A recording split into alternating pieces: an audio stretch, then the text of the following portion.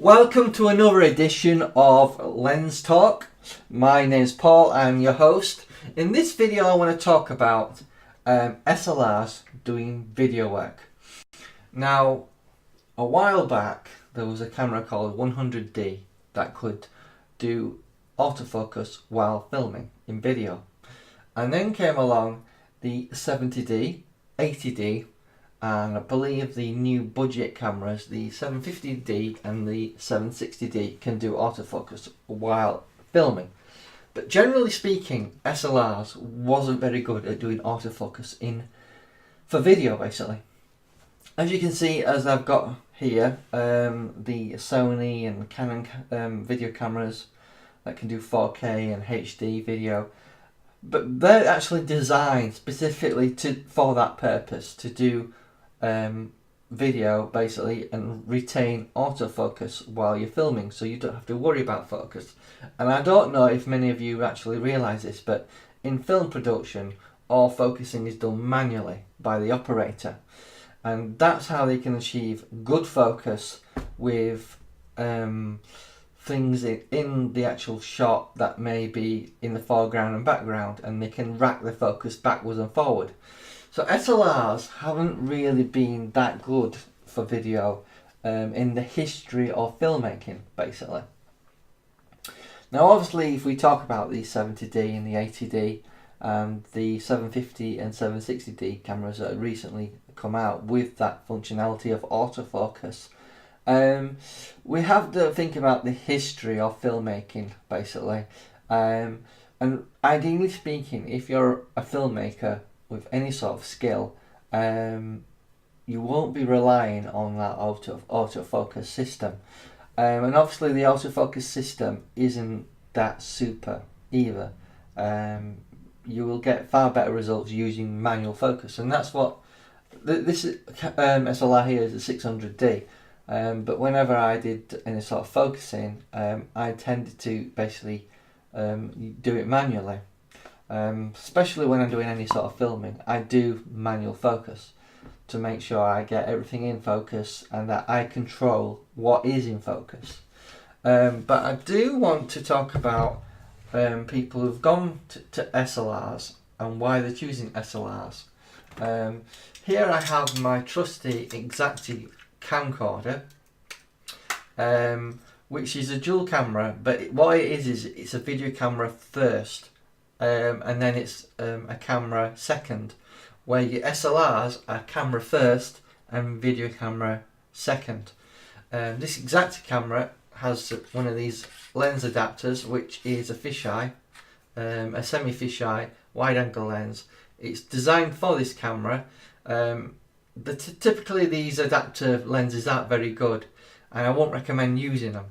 However, if you do get one that is specifically made by the manufacturer of your camera, I would recommend getting one, because obviously they've optimized it for your camera, so it should yield some really good results. But I wanted to talk about video, because I've done and worked on a few odd productions using mini DV cameras, and it would have never occurred to me that I could do any sort of short film using a digital SLR. I would have always used one of these semi-pro camcorders to do any sort of productions. And obviously if you look at the professionals, they're using things such as DVC Pro cameras, you know. I just wanted to touch on the element of stability on using video and video cameras. The reason people put digital SLRs on rigs, you know, that they can put on the shoulder, is so you get that extra stabilized image when you're doing your filming. You see, the reason film studios, television companies use the full shoulder mounted camera is because you're using your shoulder as a tripod in effect, and it gives the shooter a lot of stability for filming. The problem is when you go for something this small, you'll actually lose that stabilized stability. It's not like you can mount that on your shoulder, is it? So what they tend to do is you can buy rigs where you can attach this on where you can have something that's on your shoulder, but it's still not as good as having a shoulder mounted video camera. So SLRs have come a long way in able to do video in terms of their functionality and ability, because obviously they've brought in that autofocus within video mode. However, it will never compare to a camcorder or a camera, video camera. So if I just talk about the Exacti camera here, obviously it is a camcorder first.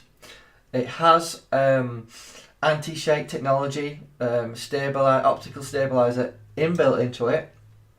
It also has autofocus, and this is a camera that is probably, when it came out new, was probably around £300 or £400, maybe £500, which would have been substantially, obviously, cheaper than buying a full-blown SLR that may have done video.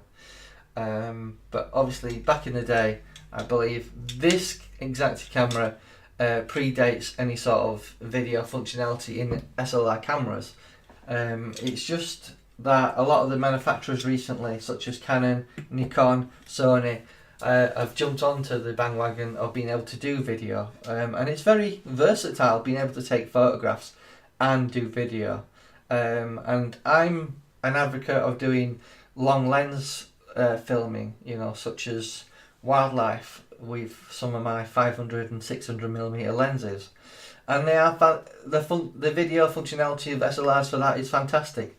But I think it's important to note that SLRs with their video functionality cannot replace what the semi-pro and fully pro camcorders can achieve, because you've got far much more control, such as manual focus, zooming in and out is certainly a lot smoother than an SLR is, and you can use gain and auto white balance, which is so much easier to control and simpler, and obviously you get a viewfinder as well, which sometimes using a viewfinder is a must. It's one of the best things you can use when you're ever doing any sort of filming. So I just want to wrap up this video and just say, think long and hard about if an SLR is what you want to use to do video. Because it's very possible you can pick up a cheap budget SLR to do your photography, and a second-hand or budget camcorder which will do a better job than having an expensive camera such as the 5D Mark III that can do video and stills, but it won't be up to the same par, or let's say the 80D for example, in terms of it having that dual pixel autofocus system in video mode.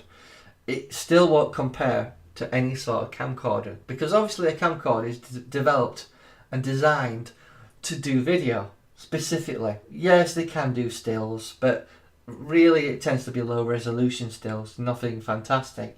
But it's the video element, as well as if a camcorder is focused specifically to video and, you know, can do 4K, it's going to be a lot cheaper.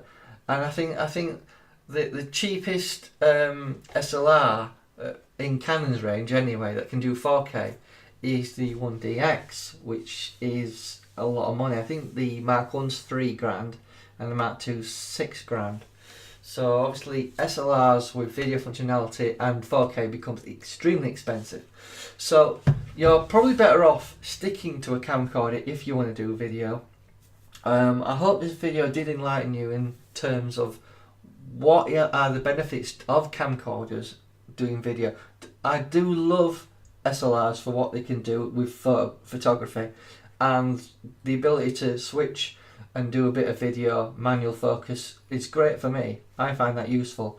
But if I really want to use something that can autofocus on me and stay on me, I think I would prefer some sort of camcorder that's dedicated to do video, and it will probably work out cheaper in terms of if you do want to do 4K video, to get some sort of second-hand pro or semi-pro camcorder and get yourself maybe another SLR to do photographs and photography specifically for that purpose.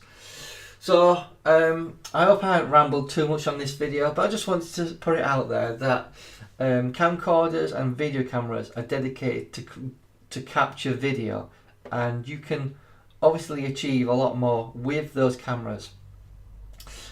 Just before I go, I just want to talk about the limitations of using SLRs for video.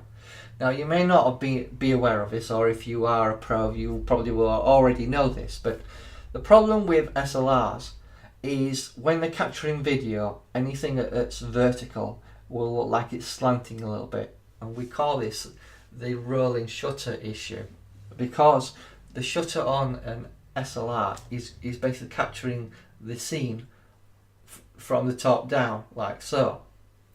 So when you start panning, there's a lag, there's a delay in what it's capturing. However, with a video camera or a camcorder, it uses a different type of sensor, a CCD sensor, where the SLRs use a Cosmos sensor. And obviously the camcorder is designed to capture a moving image while you're panning. And that's why video cameras are better than SLRs at capturing video.